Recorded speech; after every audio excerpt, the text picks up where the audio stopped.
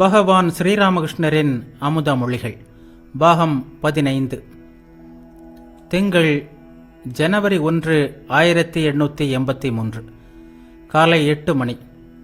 தக்ஷிணேஸ்வர காளி கோவிலில் தமது அறையில் ஸ்ரீராமகிருஷ்ணர் பக்தர்களுடன் அமர்ந்திருந்தார்.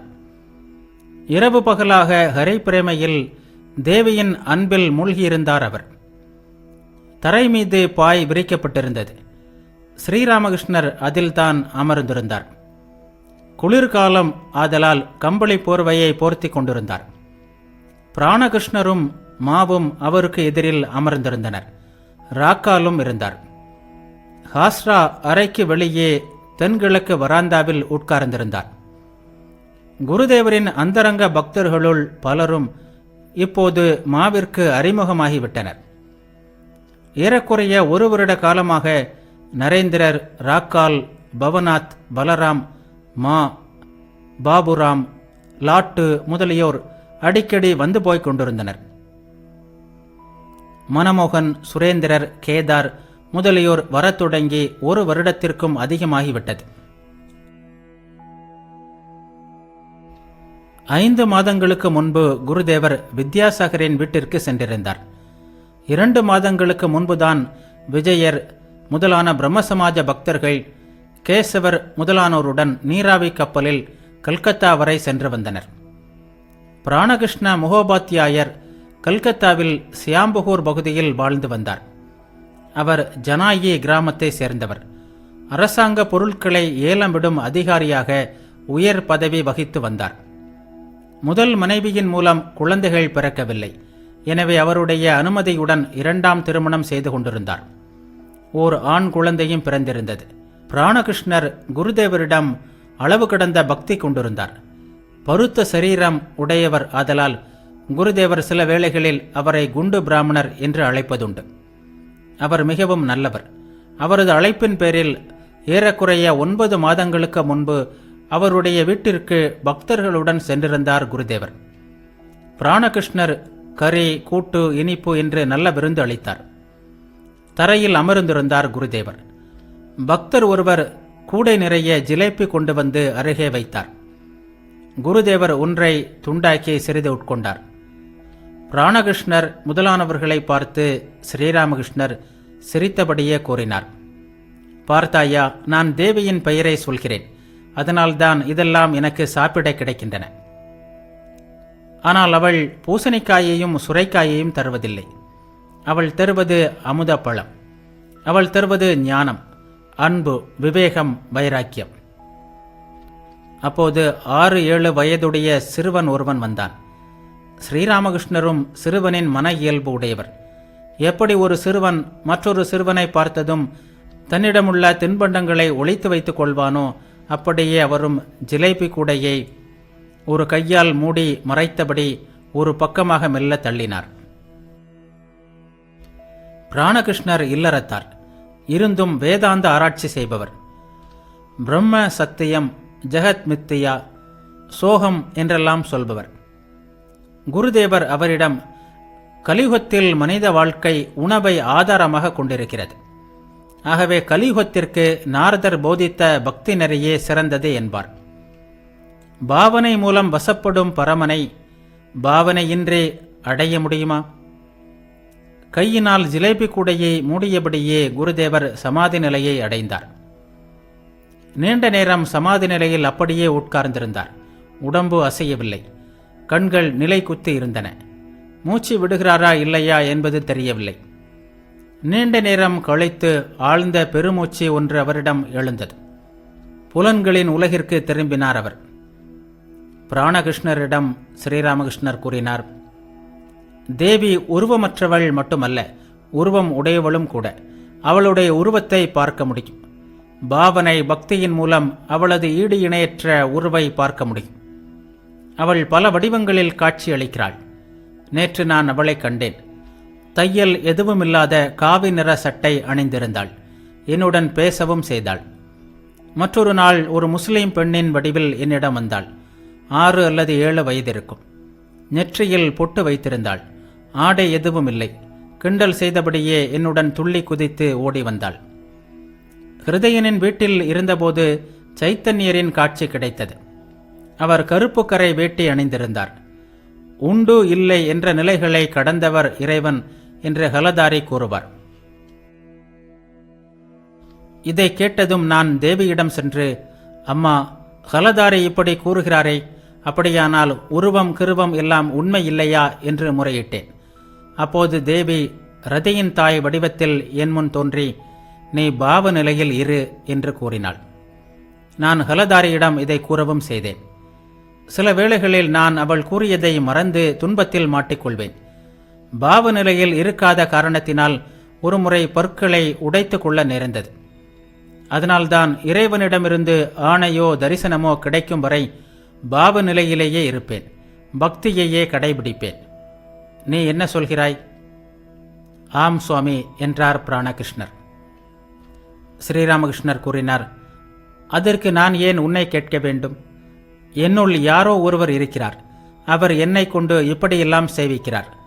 சில வேளைகளில் தெய்வ நிலையும் என்னிடம் வருவதுண்டு. அந்த நேரங்களில் என்னை பூஜிக்காவிட்டால் என் மனம் அமைதி அடைவதில்லை. நான் எந்திரம், இறைவன் என்னை இயக்குபவர். அவர் எப்படி சேவிக்கிறாரோ அப்படியே செய்கிறேன். அவர் எப்படி பேசுவிக்கிறாரோ அப்படியே பேசுகிறேன். பிறவிக்கடலில் மிதக்கிறேன் நான். பேரலை அடித்தால் உயிரே செல்வேன். கீழே விழும் அலையுடன் கீழே வருவேன். புயற்காற்றில் பட்ட எச்சில் இலை காற்று அடிக்கின்ற திசையில் செல்கிறது. சில நேரங்களில் பறந்து நல்ல இடங்களிலும் சில வேளைகளில் சாக்கடைகளிலும் விழுகிறது. நெசவாளி கூறினான், ராமரின் விருப்பப்படி கொள்ளை நடந்தது. ராமரின் விருப்பப்படியேதான் நான் போலீசாரால் கைது செய்யப்பட்டேன். ராமரின் விருப்பப்படிதான் என்னை விடுதலையும் செய்தார்கள். அனுமன் ராமரிடம், ராமா, உன்னிடம் சரணடைகிறேன், சரணடைகிறேன். உன்னுடைய திருவடி தாமரையில் எனக்கு தூய பக்தியை தருவாய். உலகத்தை மயக்கும் உனது மாயையில் நான் சிக்கி மயங்காமல் என்னை காப்பாற்றுவாய் என்று வேண்டினார். சாகும் தருவாயில் இருந்த தவளை ராமரிடம், ராமா, பாம்பு என்னை பிடிக்க வந்தால் ராமா என்னை காப்பாற்று என்று கூவுவேன். ஆனால் இப்போது ராமரின் வில் முனையாலேயே கிழிக்கப்பட்டு சாகப் போகிறேன். அதனால்தான் பேசாமல் இருக்கிறேன் என்றது. முன்பெல்லாம் உன்னை நேருக்கு நேர் பார்ப்பது போல் இந்த கண்களாலேயே காட்சிகளை காண்பேன். இப்போது பரவச நிலையில் மட்டும்தான் காட்சிகள் வருகின்றன. இறை அனுபூதிக்கு பிறகு சிறுவனின் இயல்பு வந்துவிடுகிறது. யார் யாரை தியானிக்கிறாரோ அவர் அவரது இயல்பை பெறுகிறார். கடவுள் குழந்தை இயல்பு படைத்தவர். குழந்தைகள் வீடு கட்டி விளையாடுவார்கள், பிறகு அதை அழிப்பார்கள், மீண்டும் வீடு கட்டுவார்கள். அதுபோல் கடவுளும் படைக்கிறார், காக்கிறார், பிறகு அழித்து விடுகிறார். குழந்தை எப்படி எந்த குணத்திற்கும் கட்டுப்பட்டதாக இல்லையோ அதேபோல் கடவுளும் சத்துவம், ரஜஸ், தமஸ் என்ற 3 குணங்களையும் கடந்தவராக விளங்குகிறார். குழந்தையின் இத்தகைய இயல்பை அடைவதற்காக பரமஹம்ச சந்நியாசிகள் 5-10 வயது சிறுவர்களை தங்களுடன் வைத்திருப்பது வழக்கம் என்று ஸ்ரீராமகிருஷ்ணர் கூறினார். அகர்பாராவை சேர்ந்த 20-22 வயது மதிக்கத்தக்க இளைஞர் ஒருவர் வந்திருந்தான். அவன் வரும்போது குருதேவருக்கு சைகை காட்டி குருதேவரை தனி இடத்திற்கு அழைத்து சென்று தன் மனத்தில் உள்ளவற்றை எல்லாம் அவரிடம் கூறுவான். இப்போது அவன் தரையில் உட்கார்ந்திருக்கிறான். ஸ்ரீராமகிருஷ்ணர் அந்த இளைஞனிடம் கூறினார், ஆழ்ந்த பாவனையால் இயல்பை மாற்ற முடியும். ஆண் தன்னை பெண்ணாக ஆழ்ந்து பாவனை செய்தால் படிப்படியாக காமம் முதலிய எதிரிகளிடமிருந்து விடுபட்டு விடலாம். சரியாக அவன் பெண்களைப் போலவே பழக ஆரம்பித்து விடுவான். நாடகங்களில் பெண் வேடம் இடுபவர்கள் குளிக்கும்போது பார்த்திருக்கிறேன். பெண்களைப் போல் பல் தேய்ப்பார்கள், பேசுவார்கள். நீ செவ்வாய், சனி நாட்களில் ஒரு முறை வா. பிராணகிருஷ்ணரிடம் கூறினார், பிரம்மமும் சக்தியும் பிரியாதவை. சக்தியை ஒப்புக்கொள்ளாவிட்டால் உலகமே பொய், நான், நீ, வீடு, சுற்றம் எல்லாமே பொய் என்றாகிவிடும். ஆதியாசக்தி இருப்பதால் தான் உலகம் நிலைத்து நிற்கிறது. மூங்கில் தூண்களும் சட்டங்களும் இல்லை என்றால் அச்சுக்கூடு இல்லை. அச்சுக்கூடு இல்லையானால் துர்க்கையின் அழகிய சிலையை உருவாக்க முடியாது. உலகியல் எண்ணங்களை துறக்காமல் ஆன்மீக விழிப்பு உண்டாவதில்லை, இறைக்காட்சியும் கிடைப்பதில்லை.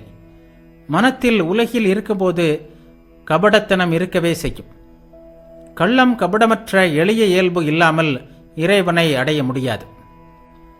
மனத்தால் இறைவனை மகிழ்வுடன் நேசி, மாசென்னும் கபடம் வஞ்சகம் நீக்கிவிடு.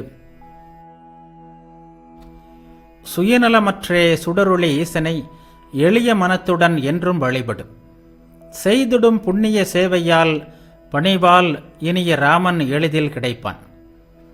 உலக கடமைகளில் ஈடுபட்டிருப்பவர்கள், ஆபீஸ்களில் வேலை செய்பவர்கள், வியாபாரிகள் என்று யாரானாலும் உண்மையை கடைபிடிப்பது நல்லது. உண்மை பேசுவது கலியுகத்தில் தவமாகும். பிராணகிருஷ்ணர் கூறினார், அஸ்மின் தர்மே மகேசி சியாத் சத்தியவாதி ஜிதேந்திரியக பரோபகார நிரதோ நிர்விகாரக சதாச்சயக என்று மகா நிர்வாண தந்திரத்தில் உள்ளது. இதன் பொருள், ஓ தேவி, உண்மை பேசுதல், புலனடக்கம், பிறருக்கு உதவுதல், கலக்கமின்மை, இரக்க சிந்தனை முதலிய பண்புகளை ஒருவன் இந்த காலத்தில் பெற்றிருக்க வேண்டும். ஸ்ரீராமகிருஷ்ணர் கூறினார், ஆம், இவற்றை கருத்தில் கொள்ள வேண்டும். ஸ்ரீராமகிருஷ்ணர் சென்று சிறிய கட்டிலில் அமர்ந்தார். அவர் எப்போதும் பரவச நிலையிலேயே உள்ளார். அந்த நிலையிலேயே ராக்காலை பார்த்தார். பார்த்தபடியே வாத்சல்ய பாவனையில் ஆழ்ந்தார். அவரது உடல் சிலிர்த்தது. இப்படித்தான் யசோதை கண்ணனை பார்த்திருப்பாளோ? பார்த்தபடியே மீண்டும் சமாதி நிலையை அடைந்தார். அறையில் இருந்த பக்தர்கள் பேச்சிழந்து குருதேவரையே பார்த்து கொண்டிருந்தனர். சிறிது புற நினைவு பெற்றதும் குருதேவர் கூறினார், ராக்காலை பார்த்ததும் ஏன் இந்த ஆவேச நிலை உண்டாகிறது? நாம் முன்னேறும் அளவிற்கு இறைவனின் மகிமையில் நாட்டம் குறைந்து விடுகிறது. சாதகன் முதலில் 10 கைகளுடைய தேவியின் தரிசனம் பெறுகிறான். இந்த வடிவத்தில் மகிமை அதிகமாக தென்படுகிறது. பிறகு 2 கைகளை கொண்ட உருவத்தை காண்கிறான். 10 கைகள் இல்லை, அவ்வளவு ஆயுதங்கள் இல்லை. பிறகு பாலகோபாலனின் காட்சி. இதில் மகிமையின் எந்த அடையாளமும் இல்லை, வெறும் பிஞ்சு குழந்தையின் வடிவம். இதற்கு பிறகும் காட்சி உண்டு, அது ஜோதி தரிசனம்.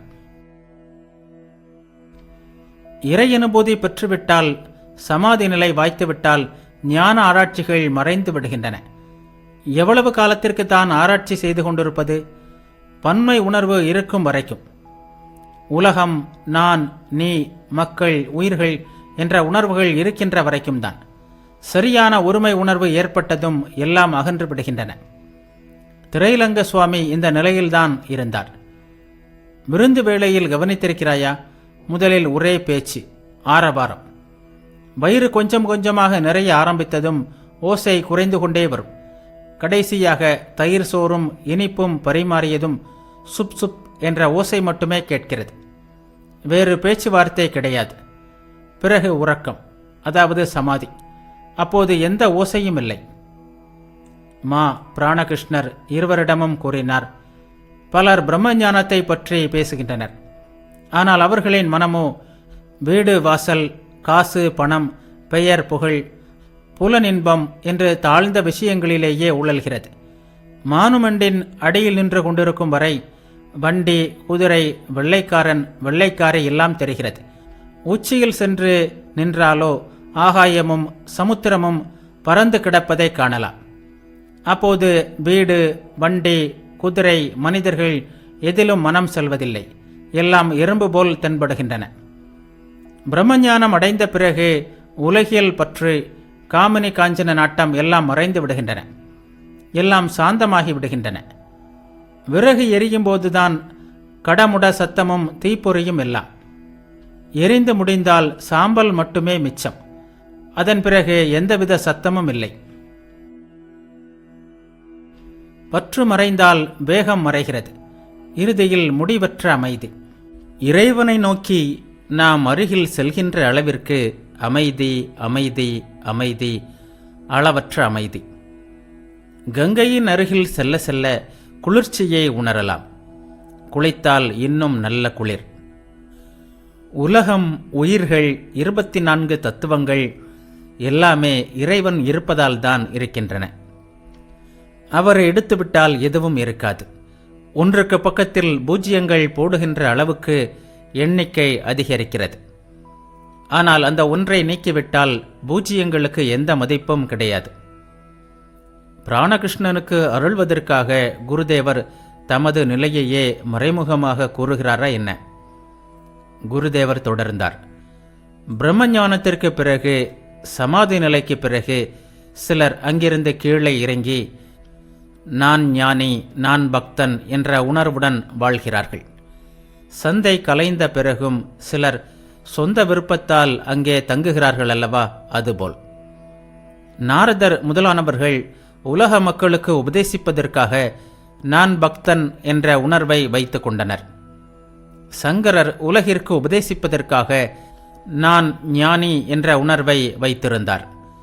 சிறிதளவு பற்று இருந்தாலும் கடவுளை பெற முடியாது. நூலின் நுனியில் ஓர் இழை பிரிந்திருந்தால் கூட அது ஊசியின் காதில் நுழையாது. இறையனுபூதி பெற்றவனின் காமம், கோபம் முதலியவை எல்லாம் பெயரளவில்தான். எரிந்து போன கயிறு போல், பார்ப்பதற்கு கயிற்றைப் போல்தான் இருக்கும். ஊதினால் பறந்துவிடும். மனம் பற்றற்ற நிலையை அடைந்தால் இறைவனை காணலாம். தூய மனத்தில் எழுவது இறைவனின் குரலை. தூய மனமே தூய புத்தி, அதுவே தூய ஆன்மா. ஏனெனில் இறைவனை தவிர வேறு யாரும் தூயவர் அல்ல. கடவுளை அடைந்தால் தர்மம், அதர்மம் இரண்டையும் கடந்து செல்ல முடியும். இவ்வாறு கூறிக்கொண்டே குருதேவர் தமது இனிய குரலில் ராமபிரசாதரின் பாடலை பாடத் தொடங்கினார்.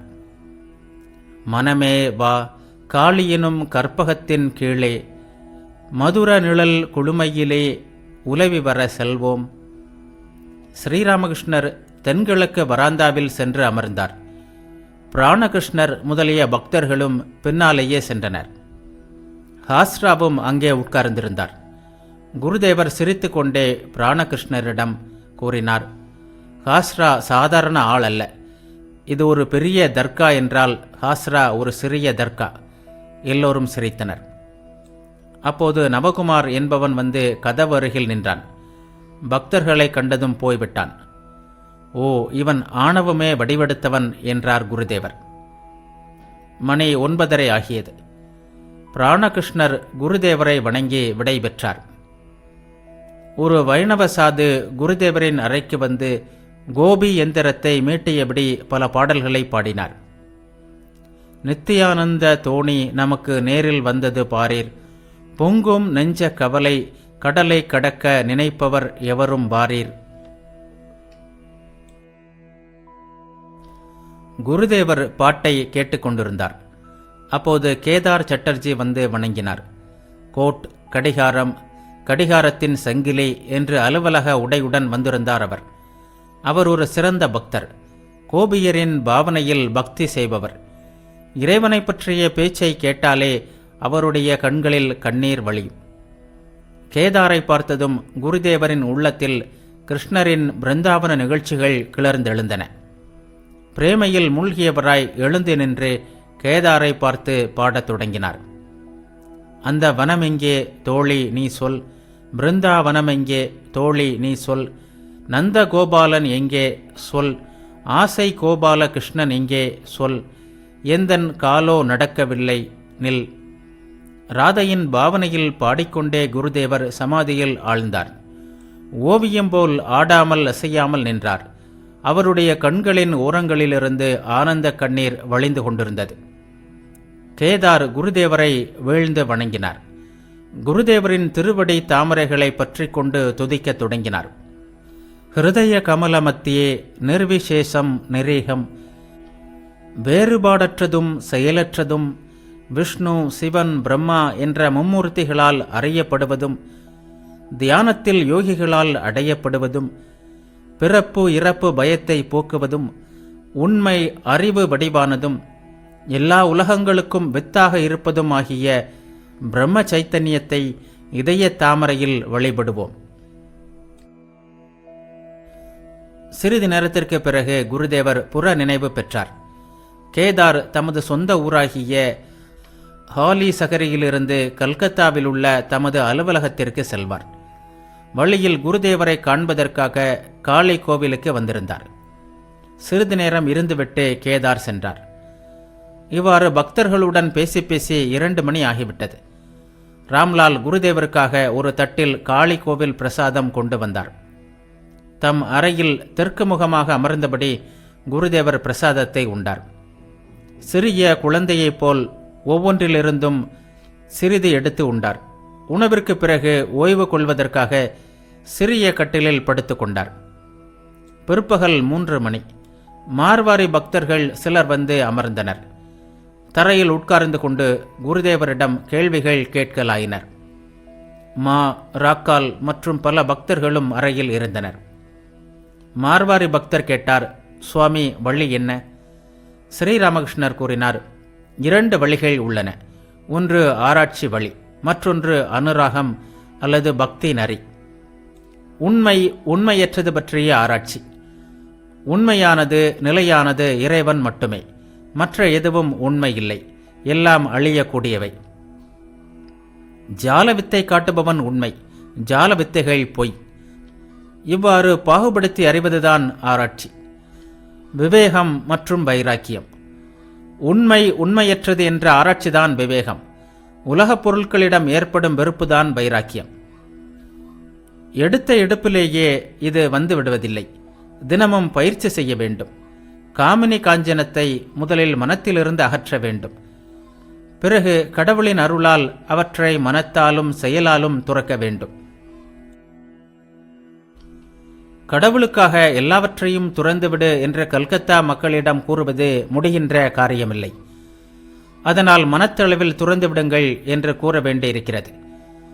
அபியாச யோகத்தின் மூலமாக காமம், பணம் இவற்றின் மீதுள்ள பற்றை விட முடியும். இது கீதையில் சொல்லப்பட்டிருக்கிறது. பயிற்சியால் அசாதாரண சக்தி வருகிறது. அப்பொழுது புலன்களை அடக்குவது, அதாவது காமம், கோபம், மயக்கம் முதலியவற்றை அடக்குவதற்கு சிரமம் இருக்காது. ஆமை கால்களை உள்ளே இழுத்து கொண்டால் பிறகு வெளியே நீட்டாது. கத்தியால் 4ஆக வெட்டினாலும் கூட நீட்டாது. மார்வாரி பக்தர் கேட்டார், சுவாமி, 2 வழிகள் என்று கூறினீர்கள், மற்றொரு வழி என்ன? ஸ்ரீராமகிருஷ்ணர் கூறினார், அனுராகம் அல்லது பக்தி நரி. மன இயக்கத்துடன் தனிமையில் எனக்கு உன்னை காட்டியருள் என்று ஒரு முறை கதறி அழு. மனமே தாயை மெய்யாக வருந்தி அழைத்தால் வராமல் தனியே உன்னை விடுவாளோ, சற்றே விலகி போவாளோ? மார்வாரி பக்தர் கேட்டார், சுவாமி, உருவ வழிபாடு என்றால் என்ன? உருவமற்ற குண வழிபாடு என்றால் என்ன? ஸ்ரீராமகிருஷ்ணர் கூறினார், தந்தையின் போட்டோகிராஃப் எப்படி தந்தையை நினைவிற்கு கொண்டு வருகிறதோ அதுபோல் உருவ வழிபாட்டை செய்ய செய்ய உண்மை உருவத்தை உணர்வாய். உருவம் என்றால் என்ன தெரியுமா? நீரின் அடியிலிருந்து எழுகின்ற குமிழிகள் போன்றது அது. எல்லையற்று பரந்ததான உணர்வு வெளியில் பல்வேறு உருவங்கள் உதிக்கின்றன. அவதாரமும் இந்த பல உருவங்களில் ஒன்றாகும். இத்தகைய அவதார புருஷர்களின் வாழ்க்கையும் தேவி பராசக்தியின் திருவிளையாடலை. வெறும் நூலறிவில் என்ன இருக்கிறது? மன இயக்கத்துடன் அழைத்தால் அவரை அடைய முடியும். பல விஷயங்களை அறிந்து கொள்ள வேண்டிய அவசியம் என்ன? யார் ஆச்சாரியரோ அவர் பல விஷயங்களை அறிய வேண்டும். அடுத்தவனை கொல்ல வாள், கேடயம் எல்லாம் அவசியம். ஆனால் தன்னையே மாய்த்து கொள்ள ஒரு ஊசியோ நகம் வெட்டும் சிறு கத்தியோ போதும். நான் யார் என்பதை தேடினால் இறைவனை அடையலாம். நான் என்பது என்ன? மாமிசமா, எலும்பா, இரத்தமா, மஞ்சையா அல்லது மனமா, புத்தியா? இவ்வாறு ஆராய்ந்து கொண்டே போனால் கடைசியில் நான் என்பது இவை எதுவும் அல்ல என்பதை அறியலாம். இது அல்ல, இது அல்ல. ஆன்மாவை அறியவோ தொடவோ முடியாது. அது குணமற்றது, தலைகள் அற்றது. ஆனால் பக்தி நெறியிலோ அவர் குணங்களுடன் கூடியவர். அவரும் உணர்வு மையம், அவரது இருப்பிடமும் உணர்வு மையம், எல்லாம் உணர்வு மையம். மார்வாரி பக்தர்கள் குருதேவரை வணங்கி விடைபெற்று சென்றனர். மாலை வேளையாகியது. குருதேவர் கங்கையை தரிசித்தார். அறையில் விளக்கேற்றப்பட்டது. குருதேவர் அன்னையின் திருநாமத்தை உச்சரித்தபடியே கட்டிலில் அமர்ந்து தியானத்தில் ஈடுபட்டார். காளிக்கோவிலில் தீபாதாரணை ஆரம்பமாகியது. கங்கை கரையிலும் பஞ்சவடியிலும் இருந்த பக்தர்கள் தொலைவில் இருந்த வண்ணம் தீபாராதனையின் இனிய நாதத்தை கேட்டனர். நீரேற்றம் காரணமாக கங்கை சலசலவென்று ஓசையுடன் வடதிசை நோக்கி பாய்ந்து சென்றது. மாலையில் நடைபெறும் தீபாராதனையின் இனிய மணியோசை காற்றில் மிதந்து சென்று கங்கை நீரின் சலசலத்த ஓசையில் கலந்து இனிமையை கூட்டியது. அந்த அருமையான சூழ்நிலையில் பிரேம பித்து கொண்ட பரமஹம்சர் தனது அறையில் அமர்ந்திருந்தார். இதயம் இனிமைமயம், எல்லாம் இனிமை, இனிமை இனிமை.